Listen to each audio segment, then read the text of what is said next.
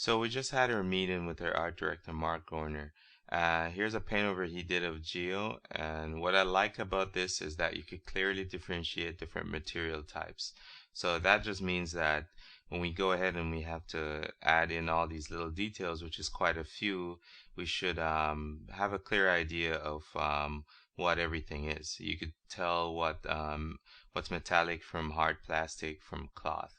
So that's going to be pretty helpful. One thing in production is that you should always expect changes. Um, Whether you're finished with a character model or a vehicle or a prop or whatever you're working on, usually there's some form of changes, whether it's an addition to the concept you were doing, or you have to change stuff around because it's not working after it's being rigged, or just whatever the issue may be, there's always changes. So you should never be too attached to anything you're working on, and always be prepared to go in and move stuff around. What we're doing is we're starting from the foot and we're going to work our way up. What we're doing also is trying not to add too much extra geometry and to get the smaller details that Mark added. We're going to try to be as efficient as possible, so when we hand this model off to Spencer, it's not ridiculously heavy. So we're just going to go ahead and just, try to get the smaller stuff in without just adding too much geometry.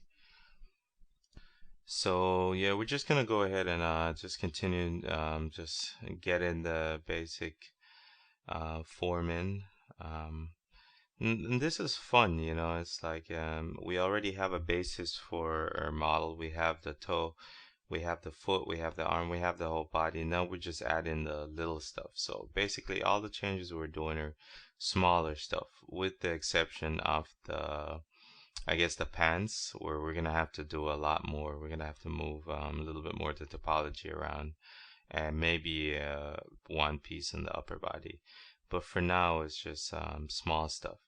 So we're just trying to capture the likeness. And as I said earlier, it's cool that we're adding in all these small details because it only makes the model look that much better. So we're gonna go ahead and move this midsection around. We're gonna be adding geometry and rerouting the topology flow. So we want to have a nice clean model, but we don't want to have to deal with a lot of extra geometry added into that. So we're gonna just try to get those little details without adding too much extra geometry in there. The good thing is that the majority of the stuff that Mark added in his paint over or minor stuff. So it's just taking whatever is already there and just add into that. With the exception of the pants, we're going to have to move a lot of geometry around and a few pieces in the chest. But for the most part, it's just smaller stuff, so that shouldn't be a problem at all. Okay, so we're going to go ahead and duplicate this over so we get a better idea of how these changes are looking. Okay, so everything seems good. We're gonna go ahead and add a few more loops in here just to support the front of that toe cap area. And just making sure everything's okay. Seems fine. Gonna go ahead and let's delete this one side and get all this newer stuff over. Okay. Everything seems okay. Okay, so I mean we're gonna continue upwards.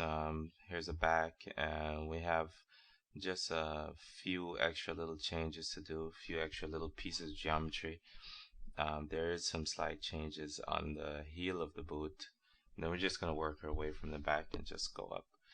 So a lot of times it's just really minor tweaking that we're doing. We're just grabbing an area, moving it around, making sure it sits on the underlying surface. And just little areas like those, make sure there's no gaps between your surfaces. we're trying to build it as it would be built. Let's say if this was a real suit, we're just trying to keep it as as real as possible. So that means we're not gonna have any big gaps between each objects, each material. So we're gonna just go in and just make sure everything's nicely sitting on the underlying material. So first thing we're gonna do is we're gonna try to simplify this by just seeing if we could take out a lot of this geometry so we could then go ahead and rework in the additions that Mark did. Um, Actually, let's get that back in there. That's actually so we have all this extra, just tons of extra details that he put in there.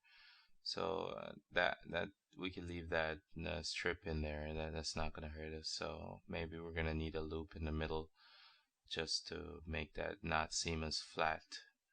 And a lot of the stuff we're doing now is just minor work. We're just going back and forth with smoothing, just to make sure we're getting the right look. Okay, so this little minor extra cleanup. One of the main things with the pants is that we have all these loops running around the back. Just so we can have that padded feel, we're gonna have to be really careful. I think at some point we're gonna have to cut across those loops because in the back it's a little bit more curved than what we had originally. So, but we'll deal with that when we get to that. Right now we're just gonna shape out the knee pads, which I think we could just move these guys out initially. And when you're modeling, you should never be afraid of just making drastic movements. You could always undo later on, but if you just constantly worry about getting your every step right the first time, then it's just gonna take a longer time. Don't be afraid to just yank a area out, scale something up really big, push it more than you need to go, so you know, at least you know what it's gonna look like in the extreme. You could always scale it back down, but you could always undo. So I mean, it's not hurting you just to make a drastic move. So we're gonna go ahead and just continue moving some stuff around until we get the shape that we're looking for.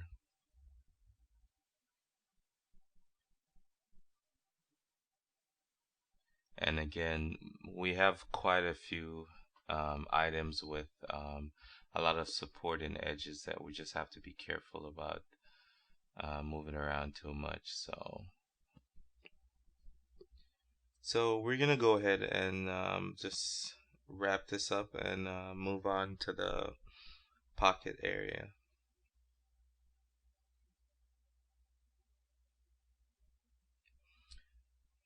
Okay, so as far as the kneecap, it seems fine. Knee pads. And we have some minor stuff to do, but that's later on. Okay, so what we're doing here is we've taken some faces, and we didn't add any extra geometry or anything, and we just extruded them.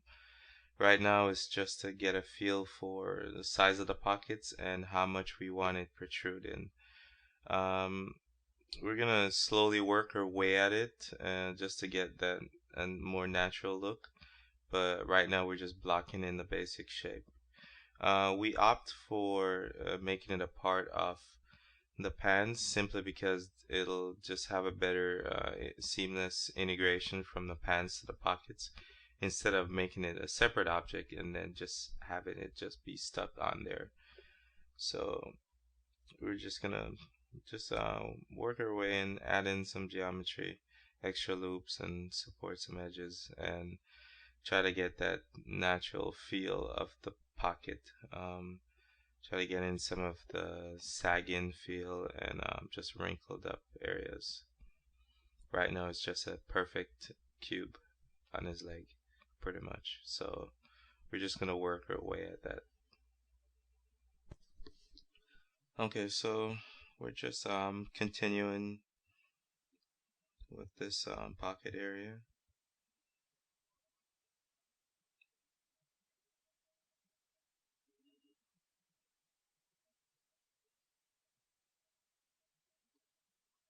We're gonna duplicate this over to the next side.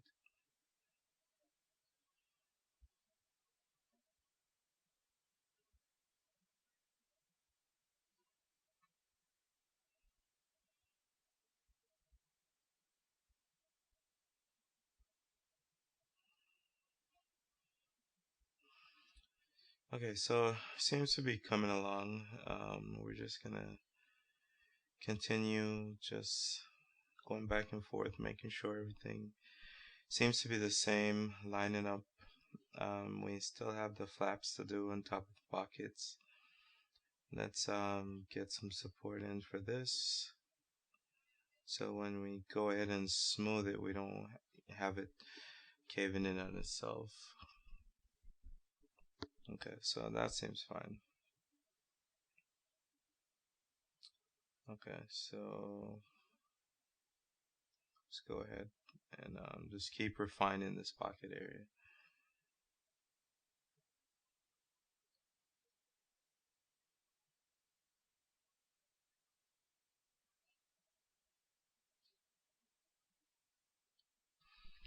Okay, so we're gonna go ahead and extrude this area out, and we're gonna start building out that pocket flap.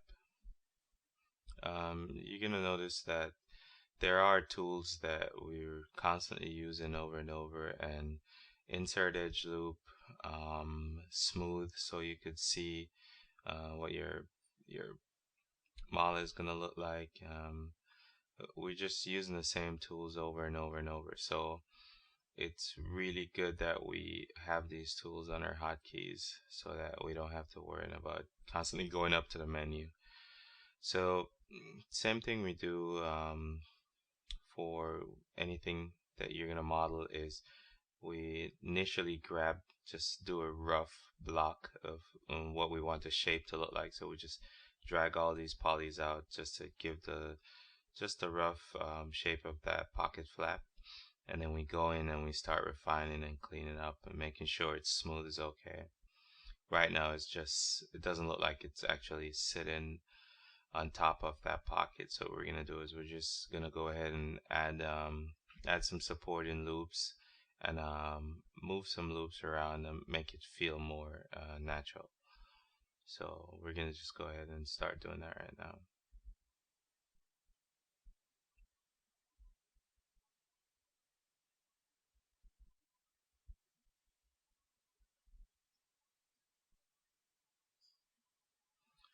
So as I said earlier, it probably was unnecessary to build that hollow space within the pocket, because let's say we're gonna have the flaps cover that, you'll never see that. So there probably wouldn't be any reason why you would need that extra geometry in there.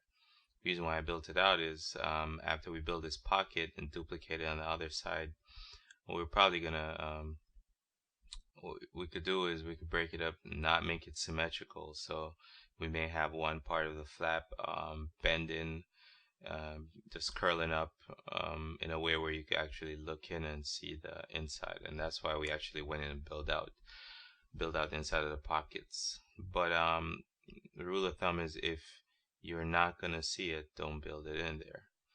I mean, it's only extra geometry, and you're never gonna, if you don't have a purpose for it, then don't build it in there.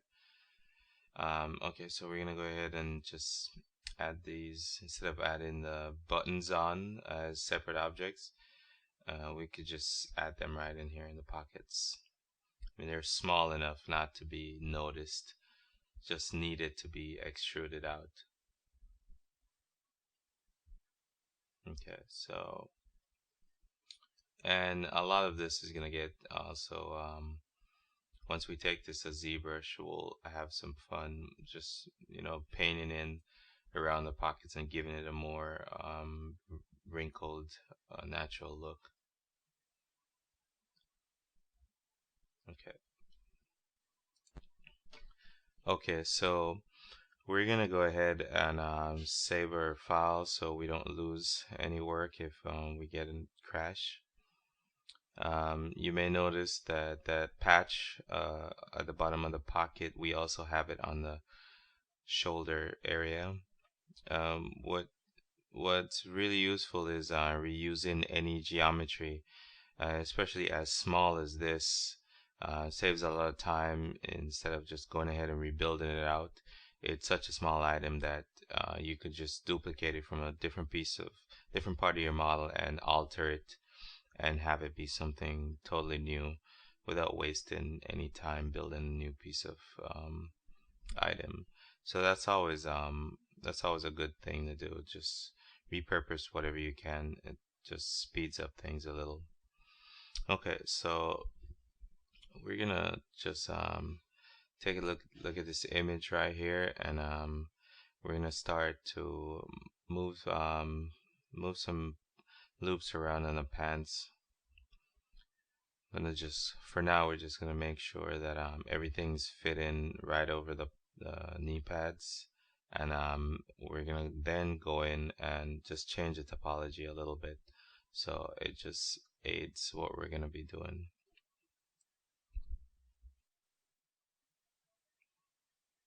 Okay, so let's go in and move some stuff around. Okay, so we're gonna go ahead and rework the topology right here. There's this design that Mark has right above the knee pads, so we're gonna try and get that in here. A lot of times it's a lot easier to have the topology flowing in the direction of whatever shape you're trying to add. So we're just gonna go ahead and just move some loops around and just get the lines flowing in similar shape to what we're gonna be extruding.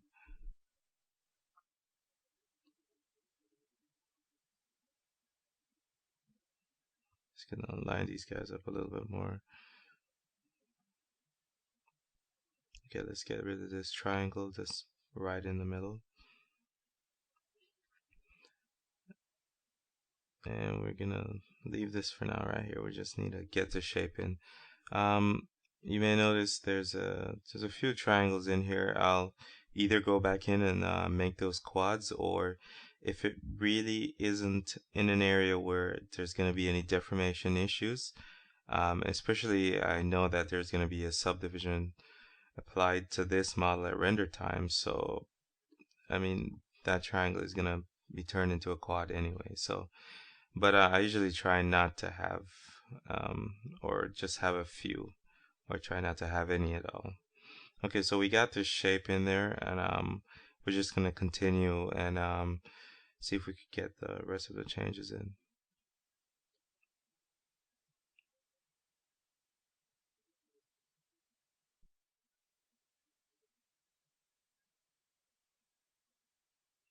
Okay, seems okay so far.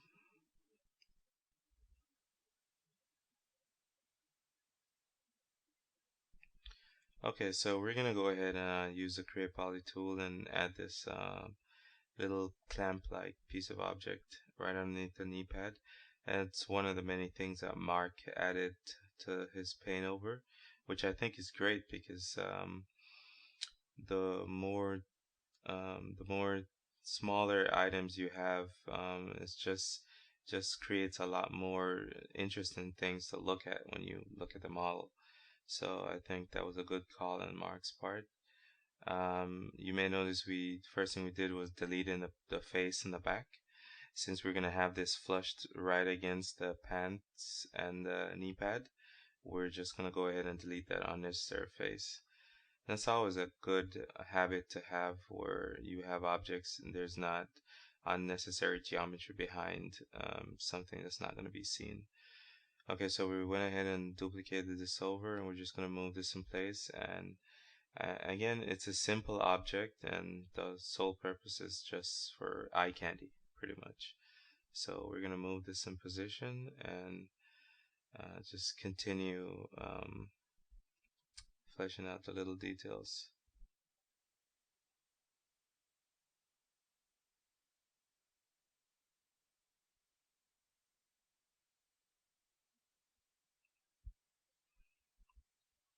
Okay. Also, you may notice back here we had the pads going around, so we just literally cut right across and just had those edges supported.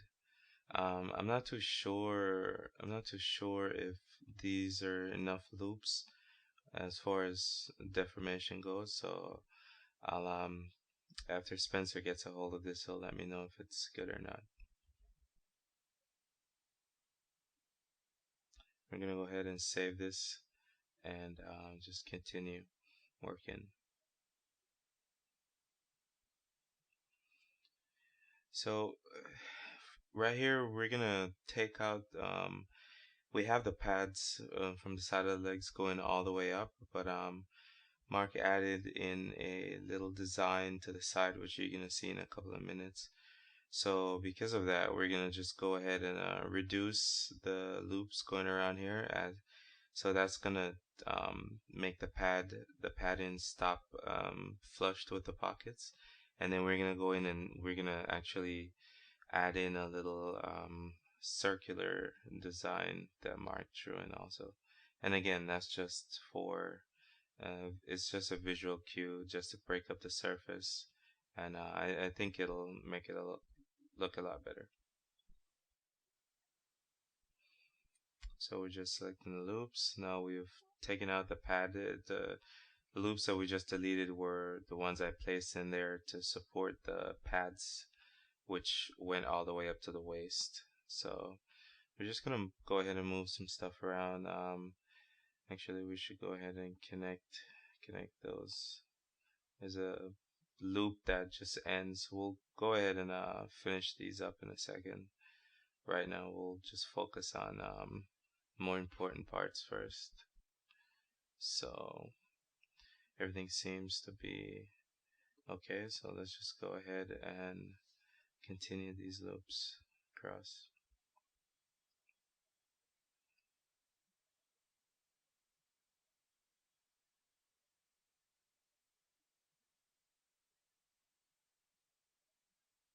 Let's get rid of this guy right here.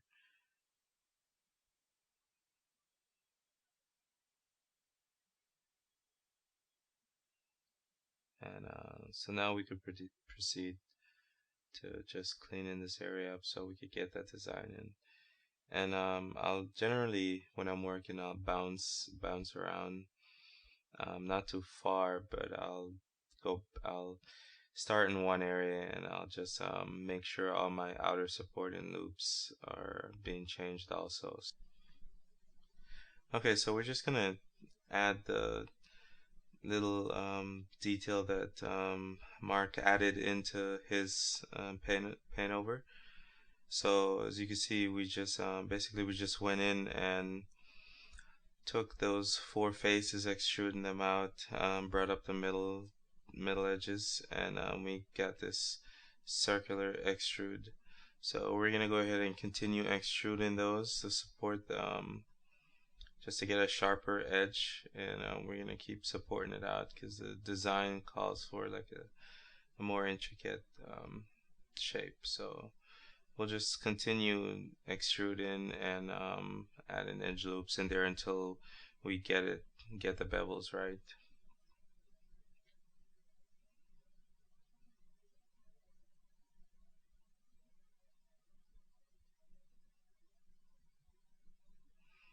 Okay, so seems okay, only that when we add a smooth node on top of that, in order to get that rounded area a lot more smoother, it would probably be best if we not made this as low as it was. So we're gonna add in an extra loop at the top so we could get more of a rounded area in the low poly. So when we actually smooth it, it'll be a lot smoother. So let's go ahead and smooth that now.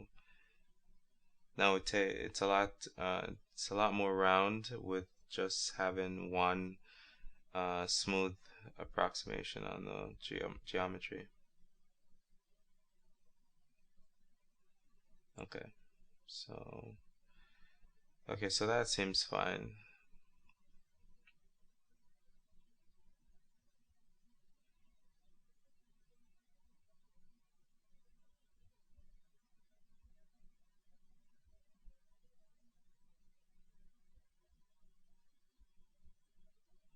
Just make sure it's perfect.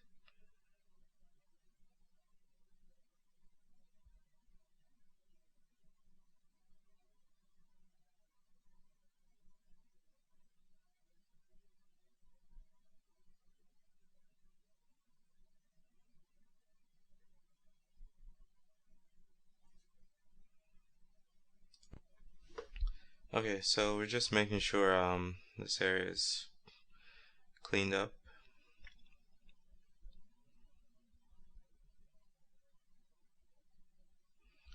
So a little bit more moving around, and then we'll move on to the belt area. Okay, that seems fine. Okay, so we're gonna start on the little buckle, um, where that's at the front of his pants, and it's we have quite a few shapes that's similar to that one. So it's just basically a buckle with a round middle.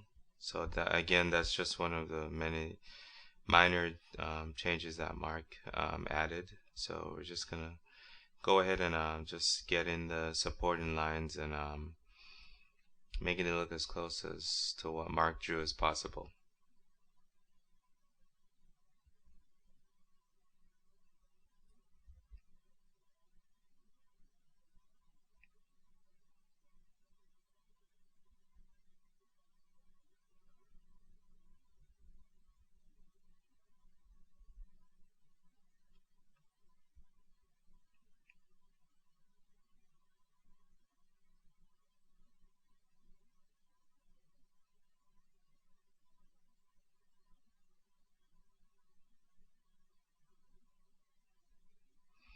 Just adding in small details. And we're gonna go back in and make sure all the lines are supported.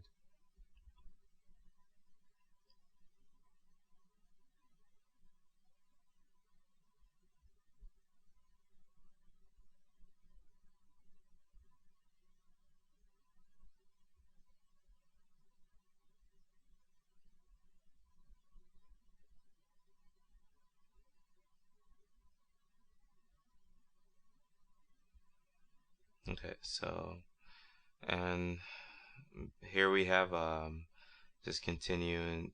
We just continued on just adding in the loops, and this is what we end up with after all that. So we're just gonna adjust this pants area around it so it just fits right in there. So this should be fine for now. If anything, we could always come back and revisit this, but I don't see why we ever need to come back to this. It's just a small detail. After Ben textures this, chances are you probably won't even be able to tell, especially in the shot. You definitely won't be able even to tell what it is in the shot. So again, it's just for eye candy areas. So we're gonna go ahead and work on that torso protector. And remember, we had done a previous version before, but basically I went back in and took out the loops, and we're just adding in some circles in there and just some indents, and just try to loop this as close as possible to a Mark drew. So we're gonna add extra geometry for the splits that go into those grooves, and we're just gonna try to work this and keep it as clean as possible. Usually when I'm working, it's not as clean as possible, but then afterwards I just go back in and just make sure everything's cleaned up. Try to get all the quads in there, and just make everything work with just the least amount of geometry. Duplicate this over. So see that we're in the right track. So just going in there and just laying down some quick lines just to see if that's the right method, is the right path you're taking, or need to do something different. It doesn't hurt. You could always undo. So right now it's fine the way it's going, so we're just going to continue to flesh this piece out. And I mean, it's really fun.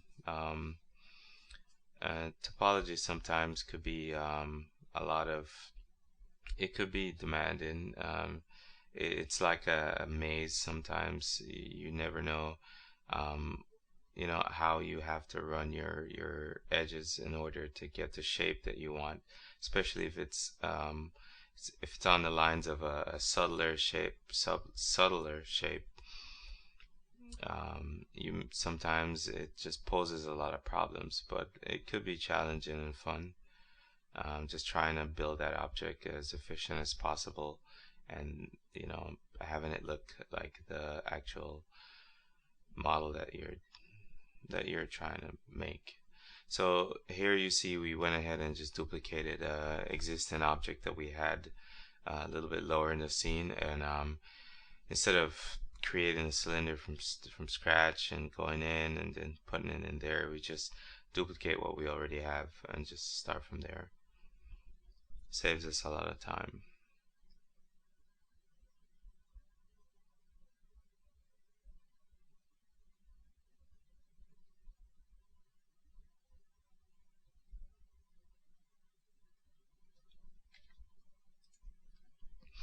Okay, so we're just gonna make sure that these guys sit pretty snug in these holes. We're gonna then duplicate this over, make sure that everything's good.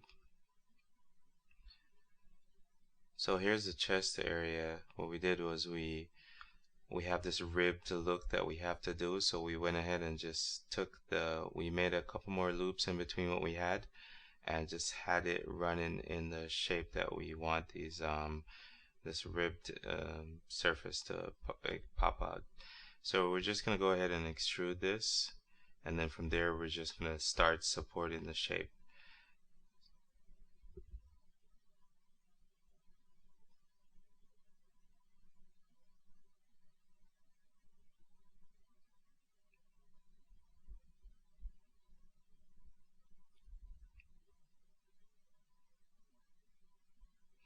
So we're gonna try to get as close to what Mark did as possible.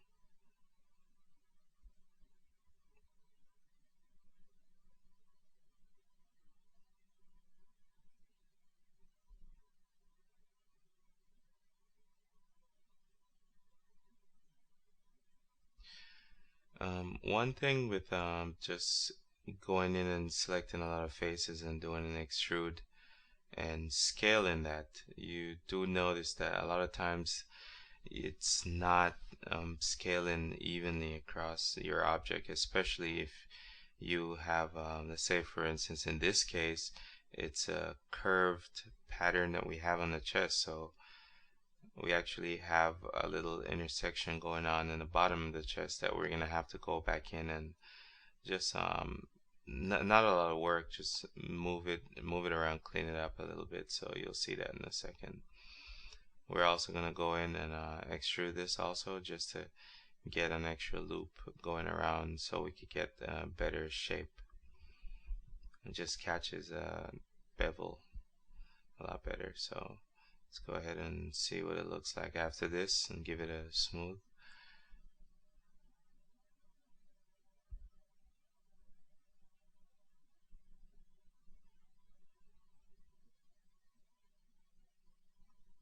But here you can see, especially down here, you can see the areas that are gonna need a little cleanup.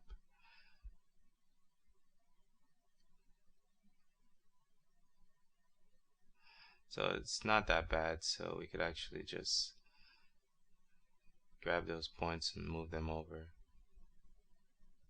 It takes 2 seconds, so it's not that much of a deal. As long as when you go back and just smooth it, see what it looks like, there's no weird pinching going on the side. So this seemed to be fine.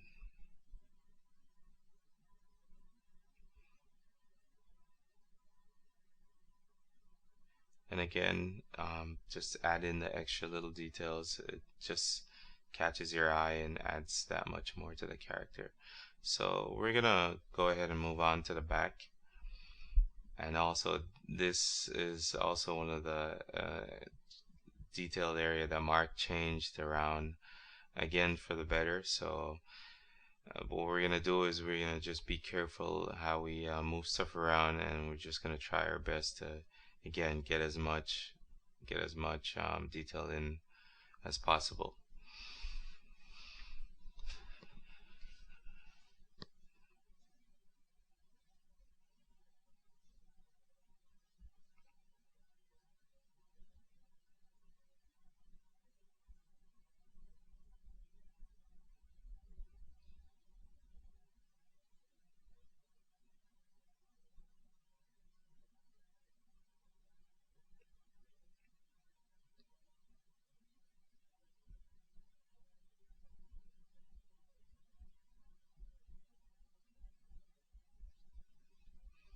Okay, so we seem to be okay. Okay, so we're just gonna go right in and just get these little indents built into the back, and then we're just gonna move forward from there. Same things as the one that we did on the sides and on the torso protector in the front. One note to keep in mind is that whenever you build in anything in CG, never try to do it perfect. I'm not saying make your model messy. What I'm saying is perfect meaning in the sense that if you're gonna mirror something over and it doesn't have to be symmetrical, try to break it up even a little bit, especially in the face where it matters the most. Another thing is when I say don't try not to make it perfect, is try to keep away from building perfect lines, which you get from starting out with a primitive like a cube or a cylinder. One example is, let's say you're building a table. Um, you start with a cube and then you never actually break up that flat plane that you get, which is a perfect plane, which doesn't exist in reality. It doesn't matter how much you add in good enough bevels and you have nice legs and stuff like that. The fact is that table will probably look CG because it's perfectly flat on top or on the sides or wherever it may be on the legs that are built from cylinders. It's like always make a mental note to go in and add that little irregularity that happens in reality. So we're just gonna go in and just break up the surface here, and you tend to see me moving around stuff even if it's really minor movements, but that really adds in the long run. Okay, so we're just going in and getting in all the details that we can. One thing we gotta look out for is the fact that Mark's design is a little bit drastic compared to what we had before. I mean, which was for the better, but we have to be really careful when we start adding in all these extra loops, especially loops that are really close together. What you'll get is you'll get these weird poly creases, these highlights that you get from just a lot of loops bunching up. So what we're doing is we're trying to get these distinctive ridges that we have in the design, but then we have in certain areas we have to just have it faded out. So in some ways we have to build both rigid shapes and have them be subtle in some areas and sharp in other areas. So we just have to be really careful in how we are laying down our topology.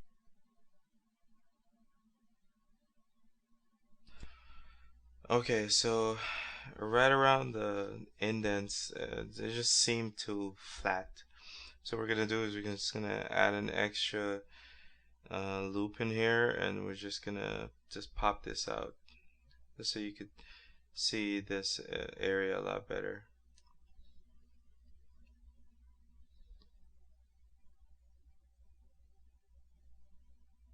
Okay.